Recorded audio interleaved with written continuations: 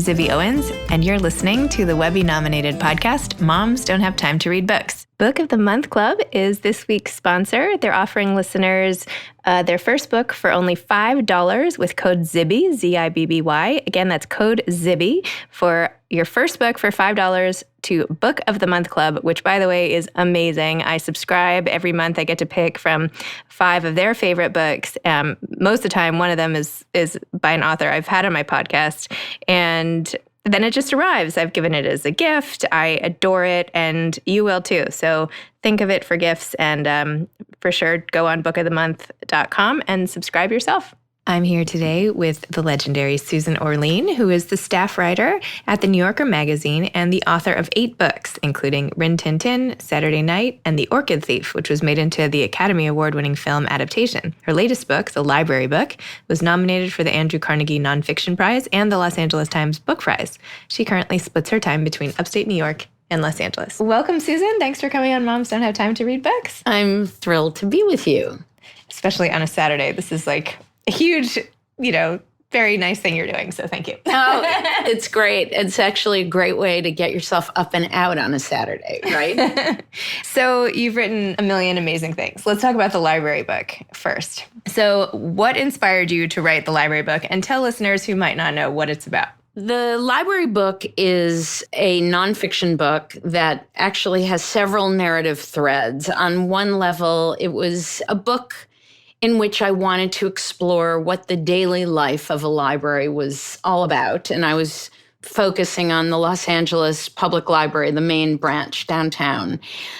And I had that in mind when I discovered quite unexpectedly that the LA Central Library was the site of the largest library fire in American history. This took place in 1986. It was an arson fire that destroyed 400,000 books. It damaged 700,000 books, and it closed the library for 7 years. So what had begun as this more general curiosity about what is the daily life of a library like became a story about the near death and rebirth of a library and an investigation into who did it and why. And at the bottom of that as well, to add one more thread, was the thing that probably got me interested to begin with, which was I have an incredibly emotional response to libraries. I feel like it isn't entirely rational or logical. It's some feeling that's much bigger and deeper and more touching than just saying, oh, well, it's a building with books in it. There's something about libraries that feel really emotional, and I don't think I'm alone in that feeling. So the book also was an attempt to explore that. Why do we feel so attached and connected to libraries? And why does the idea of one burning down feel so deeply distressing? I love how you mentioned at the beginning of the book that many libraries in the past were based after the designs of religious institutions and churches and cathedrals, that there's almost something holy about the design even of a library. And they do have this feeling of being a sort of sacred space. I think we all feel that there's something in the air in a library that feels special. And that's really interesting. I think we all feel wonderful walking into bookstores, walking into an art museum. There is this quality of being out of normal life that you feel in a library that is quite wonderful. I feel like it's more museum-like. It's more like going into the impressionist wing of the Met and looking at you interact obviously much more in a library with the work, but it's some sort of reverence that you have to bring to it when you go into a library, I think. Well, I also think it's more like a museum in the sense that it's not a place of commerce. Mm-hmm. I love bookstores. This isn't meant to be a competition between libraries and bookstores, but bookstores are places of commerce, and that's wonderful, and they're delightful, great places.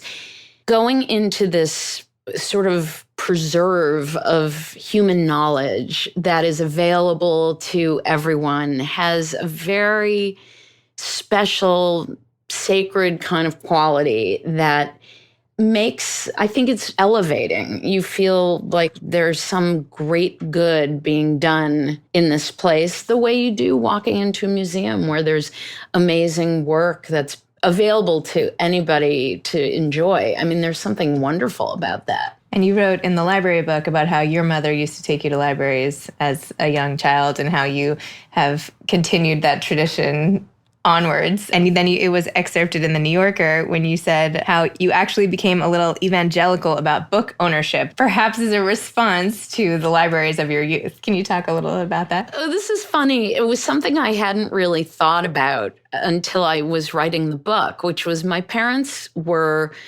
products of the Depression and had a very practical attitude towards book ownership, which was you read a book to read it. You don't read a book to then have it on a shelf. And if you could take a book out of the library and read it, why not do that as opposed to owning the book? And they were certainly, thank goodness, able to purchase books. It wasn't a matter of the specific economics of it. But it was something that I think had grown out of their childhood of feeling like, well, that's silly. I mean, that's what libraries are for. You go take books out. It drove me crazy as a kid, partly because I think with kids, when you want something, you want it immediately. You don't want to be on the list of waiting for the people ahead of you to finish reading the book. You want it instantly. But also, I fell so deeply in love with books, I just wanted them around me. When I started college, I began buying books, both the books that I was buying for school, but then also I started buying more and more books. And then I thought, I just want a house filled with books. Like a lot of things you do when you're a young adult, it was probably in part a reaction to my parents feeling like, well, you don't need to own all these books. And I loved the story that it told about what I had read and what I cared about. So that aspect of it really did matter to me, whereas I don't think my parents really thought that they needed to show their friends what their interests and tastes were. It's very funny because I also really I bought tons and tons of, I mean, I'm so old that you bought music as records back then. And as did I. I mean, so, no old speaking here. Anyway. And it mattered to me when I made a new friend or was going out with a guy for the first time to see his record collection and his books to figure out, do we have much in common? And so when we all transitioned to using Walkman and ways where your music collection was no longer something sitting out on your shelf, it was like a whole huge chunk of a person's kind of character that you no longer got to see, which was really interesting and initially very disconcerting to me. But I became a crazed book buyer, and I loved the physicality of a book so much, and just having them around me. It really was something that I hadn't had a lot of as a kid. And so I think I doubled down to just, and books were cheaper. I don't remember how much a hardcover was then, but as a college student, it was not a big reach to be buying books. They were affordable. And used books and all the rest. Right. I mean, there's always... Right. Yeah. I mean, a lot of used books. And I mean, certainly records were really cheap. And so I bought records practically every day. I was buying them, books and records. I feel like one negative that's been said about ebooks is how you don't know anything about the person reading them. Like if you go on vacation on the beach, it used to be everybody would hold up a book and you would say, oh gosh, I read that. That was so good. You could like start talking. But now if everybody's on their device, it's a glimpse you don't get into somebody else. Yeah, it's funny because I've been traveling a lot talking about the library book. And one of my favorite things when I get on an airplane is just everybody's reading. And I love seeing what they're reading. The fact is 90% of them are reading Dan Brown or these crime and suspense novels. So, I mean, I would say that's overwhelmingly the case. But it's still fun to see what people are reading. And if they're reading on their phone or on a Kindle, you don't get that same chance of sort of glancing and seeing what they're reading. I feel like people are reading far less on planes. So as we were talking about, we both travel a lot we go out to LA a lot. And I feel like most of the time people are watching movies. I mean, I'm always, I bring book after book just in case I end up with a book that's like not enough to hold my interest for the whole flight. Right. But I don't know. Sometimes I walk the aisles and I'm like, I don't know how many people are actually reading. This is such a good time to read. Like you're stuck perfect. here. It's quiet. Nobody's going to bother you. I think that people are I see a lot of people playing solitaire on their phone and doing just time wasters. But I do still see a lot of people reading, and I'm always so happy. I just feel like even if they're reading a book that I don't particularly find interesting, I think, how nice to see that people are reading. It just makes me feel good about the world. Maybe there's some way to partner with the airlines and hand out books.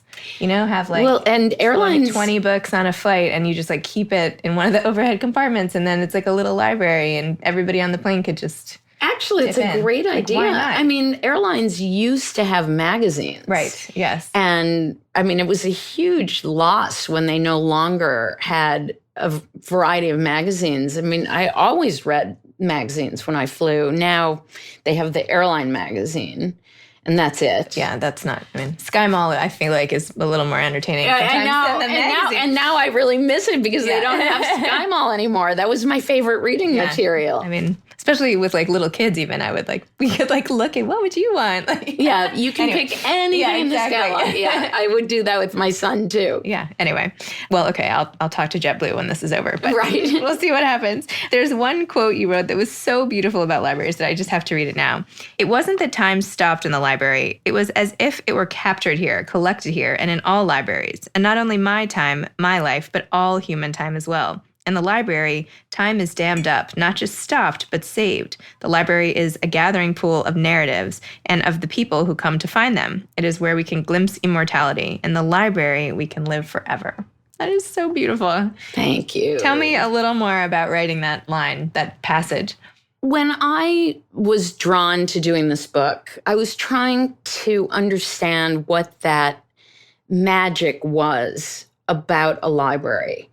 And it really began with this sort of notion that it was a communal memory, that it was the place where everything that a culture knew and dreamed about and fantasized about was collected. But at the same time, it's a gathering place of people, each of whom have come there for their own reason.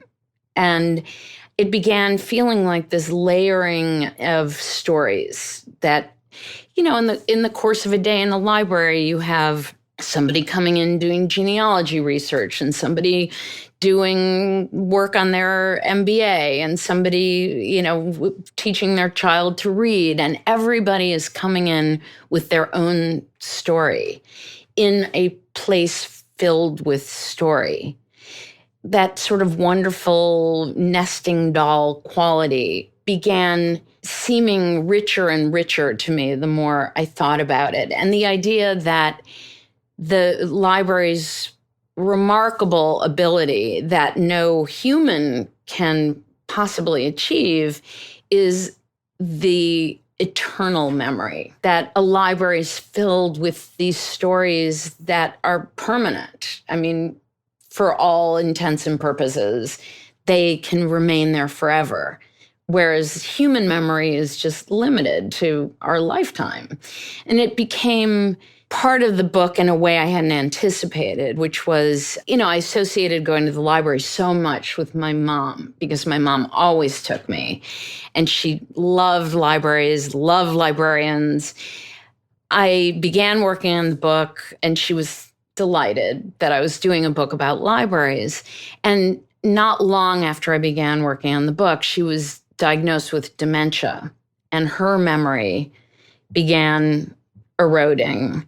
The idea that a library could last forever and hold these memories forever versus me witnessing in real time the disintegration of a person's memory. It became really emotional for me and made the book feel like my effort to put down on the page the memories that I shared with my mom. Oh, that's beautiful. Did she read it? Did you? No, she passed away before I finished the book. And that was tough. It was tough because the book felt so much a part of my relationship with her. And yeah, I would have loved for her to read it. I'm glad she knew that I was working on it. That meant a lot to me. Maybe this is what you needed to do to help yourself through that time. It certainly comforted me. Mm-hmm. It did. And feeling like there was this reaching back to those memories that I shared with her at a time when she was sort of receding. It really was comforting. It's so nice. And yet you also have this whole sort of, not crime fiction, but like investigative aspect of the book. It's not just an ode to libraries past and a mother-daughter story, but you delve deep into everything that happened. And was it arson? And the fire code and the building, and could this have been avoided, and which fireman went up which staircase, and all the different lawsuits back and forth, which I could not believe happened with, I'm forgetting his name, I have it here. Harry Peak. Yes, Harry Peak, and that he kept changing his facts around. So I almost finished this book being like, well, I don't know, did Harry Peak set this fire? Did he not? Like, I don't even know. I don't know what to make of this. Yeah, well, it was really, it was very much a crime story because, you have this gigantic, catastrophic fire that was determined to be an arson. And so the first question is, my God, who would do that? Would do this? And, arson's funny. You've got a huge percentage of arson is done for financial gain. I mean, you insure your business, you set it on fire, you get your insurance money. That I'm not recommending this, but that is a very common scenario that somebody stands to gain financially, or it's a rival setting someone's business or home on fire. I mean, that's also a common scenario. Burning a library, nobody has anything to gain by it. So you remove this giant motivation, so nobody's going to gain anything financially. Who would do this? We've got people who have mental illness that causes them to light things on fire. That's one possibility. But then there's this free-floating question of, all right, in this case, who would have done this and why? Harry Peak was a young, unemployed, aspiring actor who, by all accounts, was a very charming, likable guy. No one I spoke to spoke ill of him. I mean, they say, he drove me crazy. He was always late on his rent, but he was so he could charm anybody. Everybody liked him. So he was not the classic image of sort of spooky loner. He was a very well-liked guy. He loved attention. He was very braggy and tried to put himself at the center of drama all the time. But there was nothing that indicated that he was somebody who had an attraction to fire or had any grudge against the library, nothing. The problem was he began telling his friends that he had started the fire. So that is a problem. Yes. I will say I learned a lot about what not to do in terms of committing crime in the course of working on this book, which was pretty funny. But he started bragging to people, saying that he had started it. His story was constantly fluid. It was never quite the same story to each friend that he told. I mean, first it was that he was there. Then he was there and he started it. And, there were many iterations of the story. There was a reward for information about the fire because, of course, there was a huge investigation in LA to try to determine who had done this. Although I love how you put in the book that, in New York, there was only just this tiny little mention of it in, the back of a newspaper. I know. I loved that part. Anyway, sorry, go on. Yeah, well, it was really, I mean, it was no big deal. Yeah, just tucked on page A22. But he also had done a few things to change his appearance. He had shaved his mustache, he had cut his hair, enough that one of his roommates decided there was something fishy. And coupled with the fact that he had claimed that he started the fire, she contacted the fire department and said, I think it's him. He produced, over the next several months, 7 different alibis for where he had been that day. This is another thing I learned about crime. It's not very convincing to have 7 different alibis.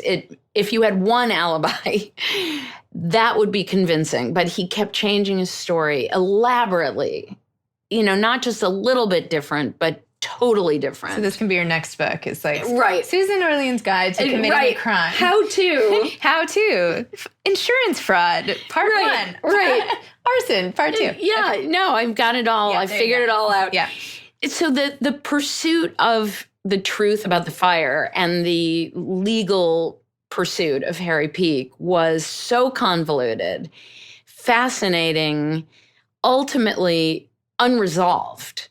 But following the legal case was fascinating to me. And there were a lot of things that came into play, including the fact that even though he was arrested, the district attorney had some significant failures in prosecution in LA right before this case came up. And so there was a lot of fear in the DA's office about pursuing a case that wasn't a guaranteed win.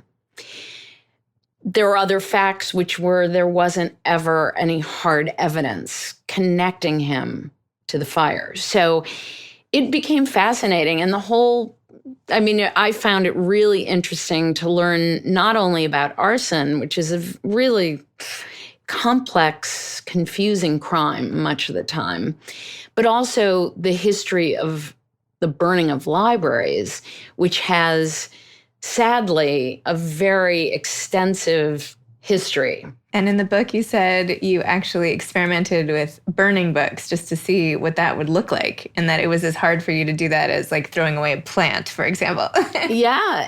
I thought, I've never seen a book burn. For the sake of writing about it, let me just burn a book so I can have a visual kind of image. But also, I was curious about the taboo because it felt like I can't burn a book. And then I thought, that's silly. I can burn a book and I can go buy a replacement. This is just some paper. There's nothing special. I could barely do it. And that to me was, again, it supported this notion that we feel something about books and libraries that isn't purely logical. It's something emotional, spiritual, magical that makes a book feel almost as if it has a life of its own. And burning a book was one of the more uncomfortable things I've ever done, to be honest. I feel like there's 2 parts of losing books. One is losing them this way, but another way is in the books that were never written that should have been written from the loss of people.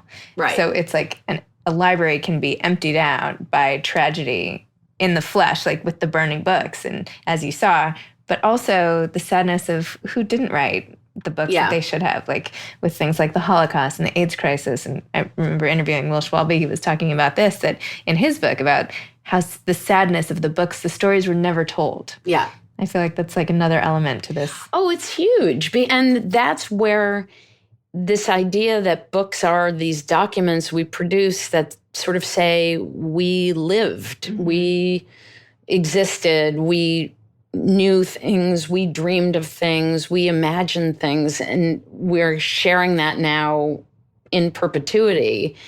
Each time you remove that possibility of those stories, it's a real loss. So does that motivate you? What motivates you to write? You've been writing for a long time, all these amazing books that have been turned into movies that are now staples, like we were talking about earlier, like Blue Crush and Adaptation, and now the library, can I say that? The library book is going to be a TV show.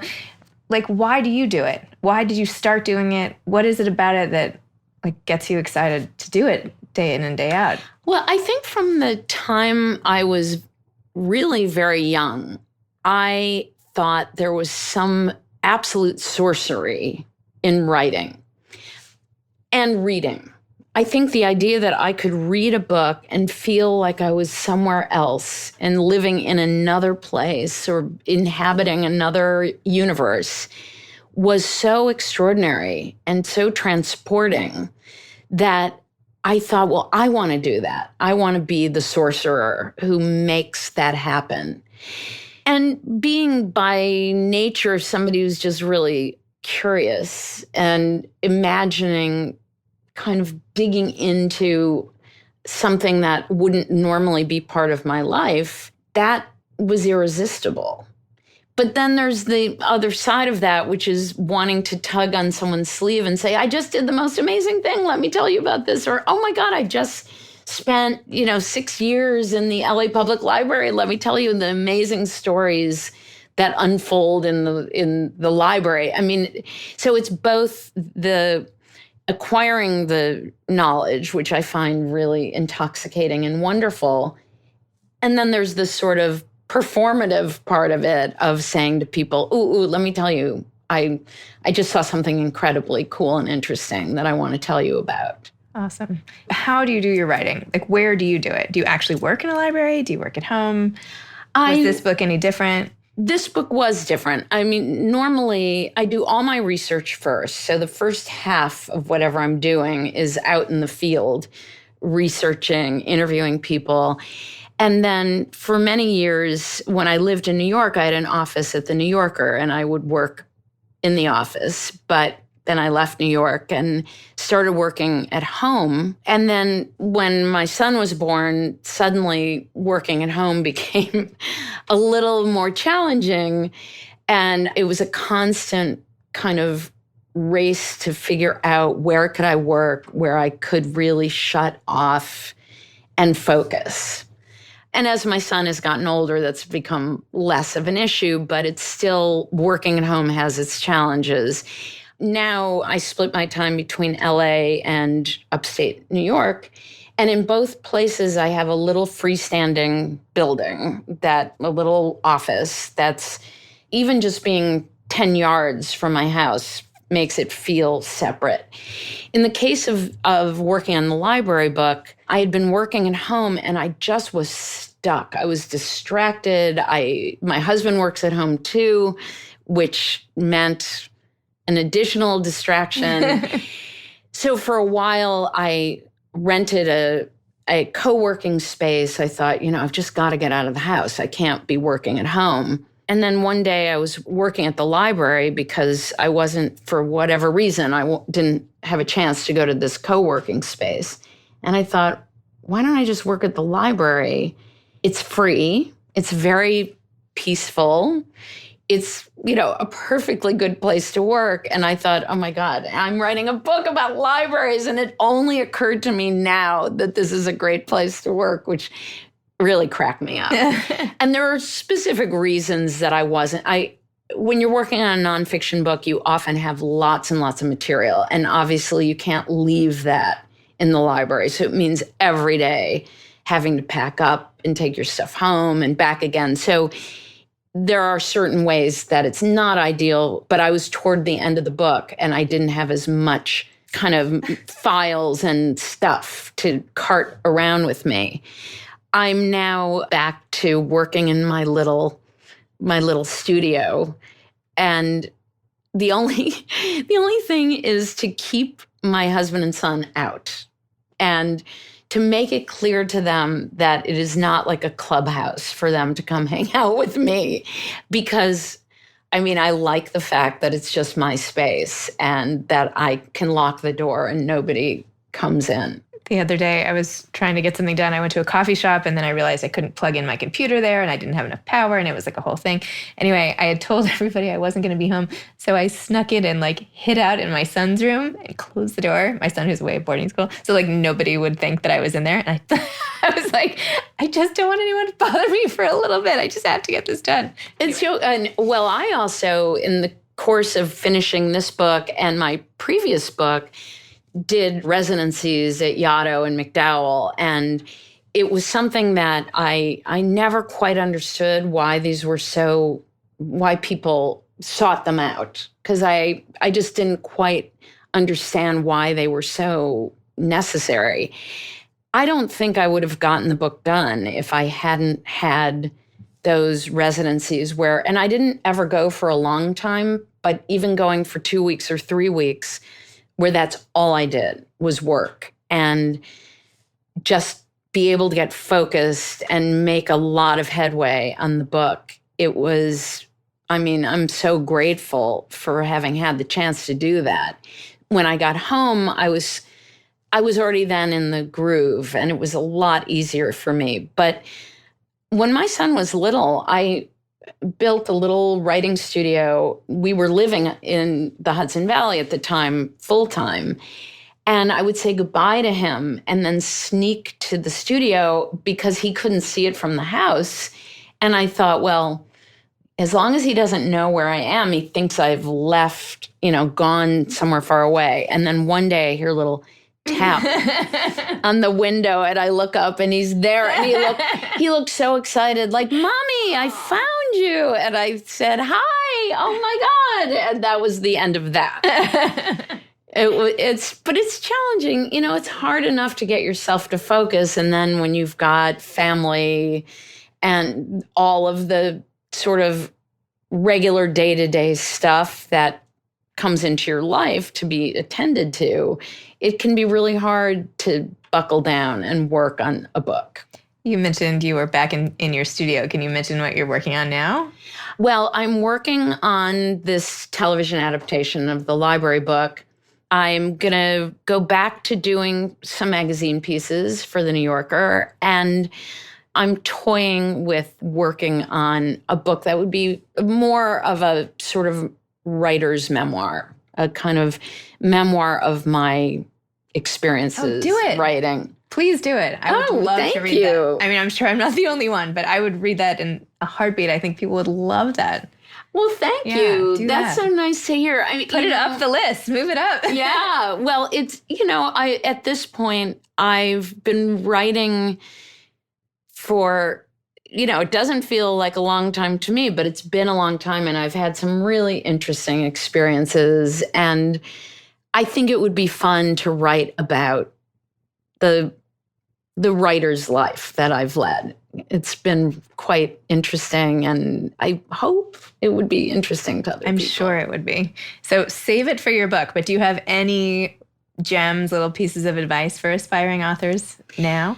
Well, what I've said to people that, these are evergreens, but I think the number one thing is to read as much as you possibly can read. And I was talking to a young woman the other day who said, I'm trying to develop a voice as a writer. And I said, I think the best thing, and this sounds absolutely shocking, but the best thing is to imitate the writers you really like. And eventually you won't be imitating them. You will begin finding your own voice. But it's almost like apprenticeship. You take the work you really admire and try to see how it works and try to use that same mechanism. And eventually it will become yours and you'll do it your own way. But I do think the most important thing is read as much as you can and write as much as you can. So I have one question, which you don't have to answer, but I feel like you have green in your hair. I do. And at first I thought, oh, she just missed a piece of gray or something. But no, it's actually green. So tell me the story. Why do you have this? It's so funny, and it's kind of faded right now. It's normally a little more vivid. I think I did this 3 or 4 years ago, where I just was feeling like doing something different with my hair, and I'm too much of a chicken to cut it really short or do something like that. But I had this crazy idea that I wanted to put in a streak of color. And I have a very adorable hairdresser who said, oh, I think it would look great. We'll just bleach out a chunk and do a color. And I was incredibly nervous. It was so funny. And she kept saying to me, don't worry, you can always dye it back to your own color. Like, it's not permanent if you don't want it to be. And what I found really funny is I was just really nervous, and she did it. And I came home and I hadn't told my husband or son that I was doing it. And neither of them noticed for ages. And then one day my husband said to me, he said, you've got like green in your hair. And I said, yeah, I've had it for, 3 weeks. And he said, well, you can take it out, right? And I said, well, no, it's actually my hair. I think he thought I had clipped in, a little lock of hair, but he kind of looked at me and said, well, it's cute. It's cute. I thought, okay, that's fair enough. That's the best that I can hope for. It's fun to do. I mean, it requires a little maintenance, but I enjoy it. It's awesome. Thank you. You're welcome. Well, thanks for coming on Moms Don't Have Time to Read Books, and thanks for all your time. Well, thank you. This was such a pleasure. Oh, good. Thanks.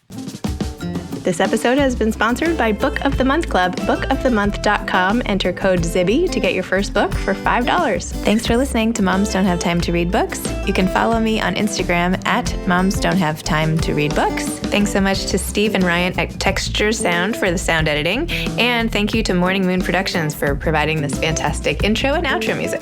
Thanks for listening. You could always email me at zibby@zibbyowens.com.